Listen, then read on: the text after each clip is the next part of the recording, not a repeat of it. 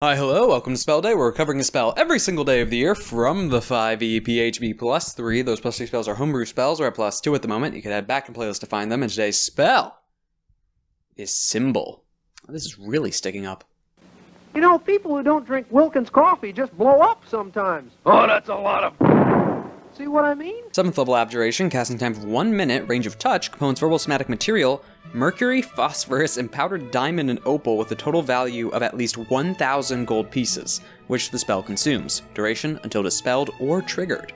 When you cast this spell, you inscribe a harmful glyph either on a surface, such as a section of floor, a wall, or a table, or within an object that can be closed to conceal the glyph, such as a book, a scroll, or a treasure chest. If you choose a surface, the glyph can cover an area of the surface no larger than 10 feet in diameter. If you choose an object, that object must remain in its place. If the object is moved more than 10 feet from where you cast the spell, the glyph is broken and the spell ends without being triggered. The glyph is nearly invisible, requiring an intelligence investigation check against your spell save DC to find it. You decide what triggers the glyph when you cast the spell. For glyphs inscribed on a surface, the most typical triggers include touching or stepping on the glyph, removing another object covering it, approaching within a certain distance of it, or manipulating the object that holds it. For glyphs inscribed within an object, the most common triggers are opening the object, approaching within a certain distance of it, or seeing or reading the glyph. You can further refine the trigger so the spell is activated only under certain circumstances or according to a creature's physical characteristics, such as height or weight or physical kind. For example, the ward could be set to affect hags or shape changers. You can also specify creatures that don't trigger the glyph, such as those who say a certain password. When you inscribe the glyph, choose one of the following options below for its effect. Once triggered, the glyph glows, filling a 60-foot radius sphere with dim light for 10 minutes, after which time the spell ends.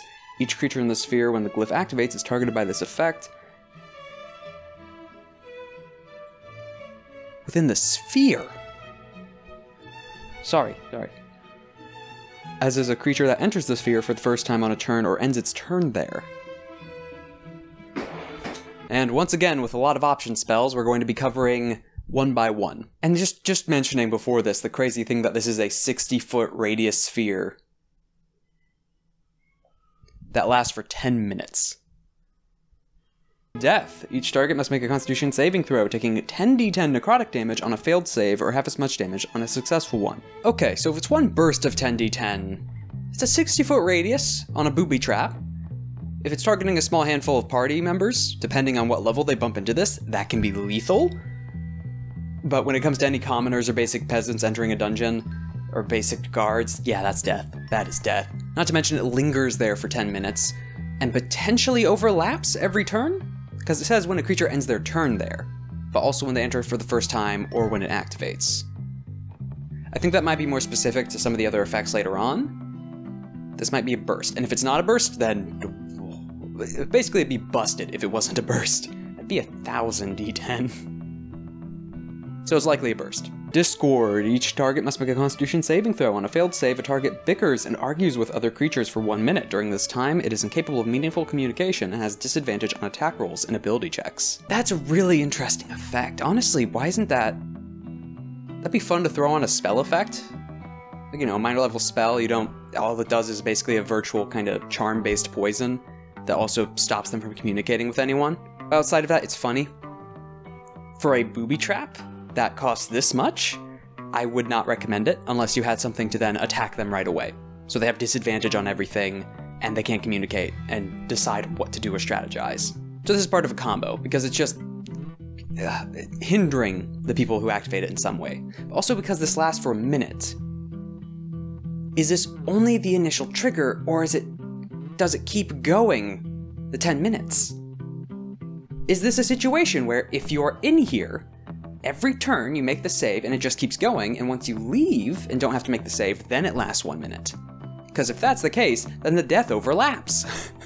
Which again, probably not, maybe not. If it does, death might be worth that 1,000 gold pieces. Fear. Each target must make a wisdom saving throw and becomes frightened for 1 minute on a failed save. While frightened, the target drops whatever it is holding and must move at least 30 feet away from the glyph on each of its turns, if able. Oh, okay. Okay. So, it's the frightened condition and the frightened additional effect to the spell where you drop your equipment. The additional thing added to this versus the other frightened abilities, sight does not matter. It doesn't matter if you're out of sight of the glyph. You don't make a save again. This just lasts a minute after you failed the initial save. You keep running 30 feet and you have to move at least 30 feet away every round. If able, you can be trapped. It's not a situation where you can hide around a corner or close your eyes and not look at it and then it's away. Nope, lasts the full minute. Again, because of the 1 minute duration, but the 10 minutes, if it ends its turn there, enters for the first time, is there when it triggers.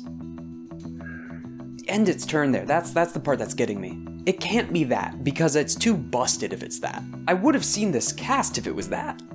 Right?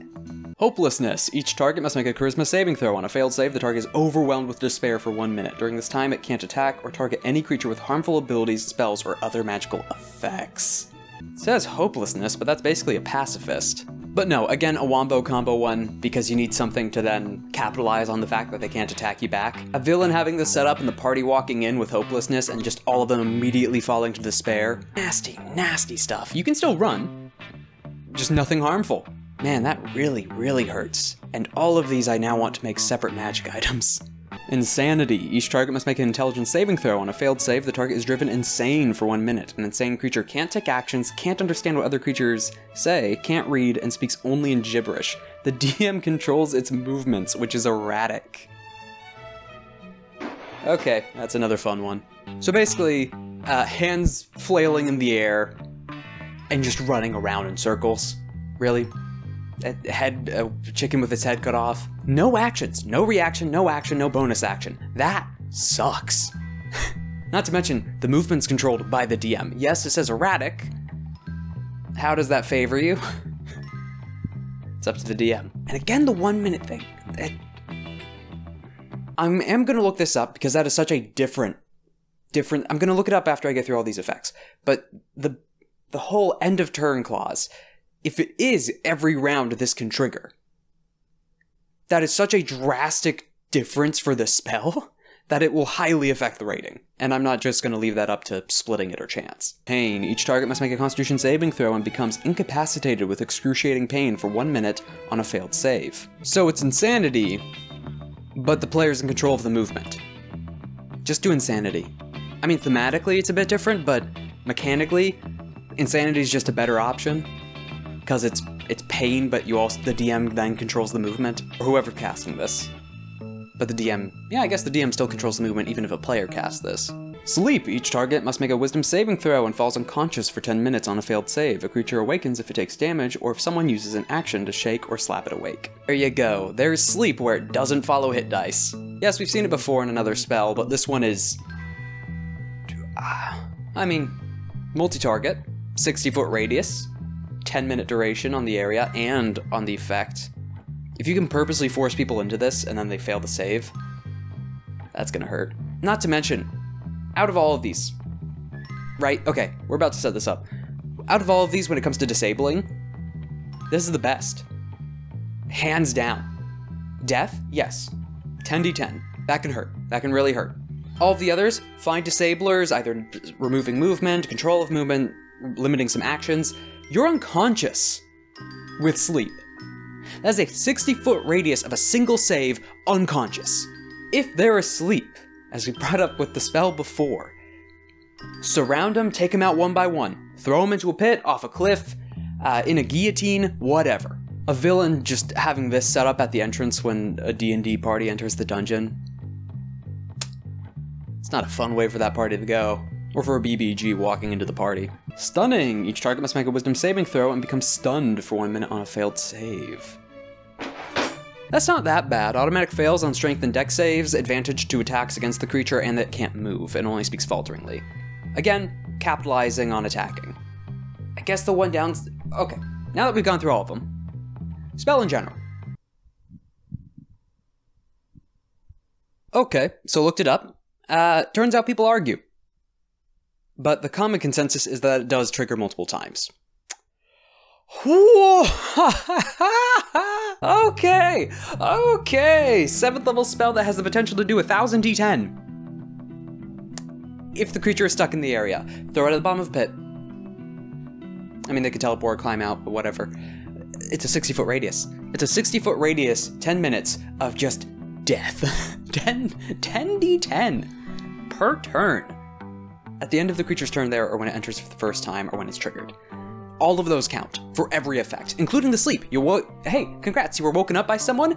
Next turn, make the save. Which honestly, out of all of these, probably makes stunned the best. Maybe insanity if you just happen to run back into it or around it, if it's ruled that way. But stunned, you can't move. Advantage on all attacks against you, and you automatically fail strength and dex saves. If something's gonna capitalize on just jumping in, that's the one that keeps you there. That at least gives them then an advantage to actually hit you, but also sleep? That sucks. That just sucks. Because yes, the enemy within it would also fall under the effect, so melee not gonna work that well against it. I don't know. Villain just throwing a meteor swarm at the symbol spot. So honestly, sleep or stunned might be better. A lot of these other effects would be great for dungeons and traps. You know, knocks them out of the way or does some other incapacitating force while the defenders they activate or whatever. But compared to Glyph of Warding, like, okay, the 1,000 gold pieces, knowing that it stacks and triggers each turn, or each round, no, each turn, end of turn, for that creature respectively, that 1,000 gold pieces doesn't seem that bad. And the fact it's a minute to cast, 7th level doesn't seem that bad. 7th level? That's not it's high, yes, and this should be high. It's not that bad. It's a booby trap spell though, so all in preparation. You can't actively use this in the attack, unless you can't actively use this in the attack. Though, while the price I was gonna argue and the level makes it more a DM prep spell set up as traps, like Glyph of Warding originally, this is just nasty. In a player's hands as well, you can just set up the ultimate mine or trap someone, tie them up, have them shackled in some way, toss them into a death pit. That's 1,000 D10. That effect is death. There's a reason it's just called death. So yes, players could definitely use it to set it up. Booby traps as well. I'd be terrified to wander in dungeons now. Because yes, players themselves have to worry about active gold uses, active gold cost and time, because they're players, and that's a resource they have to manage. As a DM, or depending on the setting or world building, there is the one trump card of Dispel Magic. One of the downsides to Dispel Magic is you need to know the effect is there. Setting the trigger, hiding it appropriately under something. You have to use Dispel Magic everywhere, or send someone ahead to trigger it, or some kind of summon. So things that are used for mundane traps as well, but I don't know what mage in a setting where this exists would not prepare Dispel Magic, and even just ad hoc dispel things they think might be a symbol. Some other trap or booby trap. Oh my god. How many dungeons have just this next to the chest at the end? Hypothetical, stereotypical chest at the end, the loot hoard. That's nasty. That's nasty. Could you write this on top of a teleportation circle? Can't believe I'm saying this. I definitely misremembered the spell, but 10 out of 10. Well, 9 out of 10. A lot of these can have you walk out of it, but they are bad. The fact it lasts 10 minutes after and is a 60-foot radius, not the 10-foot around it initially, of whatever the glyph is. It doesn't even have to be that large. Again, that's the max it can be. It can be extremely small in objects. It still takes that prep, still takes a resource, generally higher level, but the devastating effects this could have on both just groups of soldiers walking through a camp or through just a field, and this is down on some stone underneath some like long forgotten grass covered up, or in a pit, or in a dungeon, or at the end of a tomb, or just before a phylactery. 9 out of 10. Man.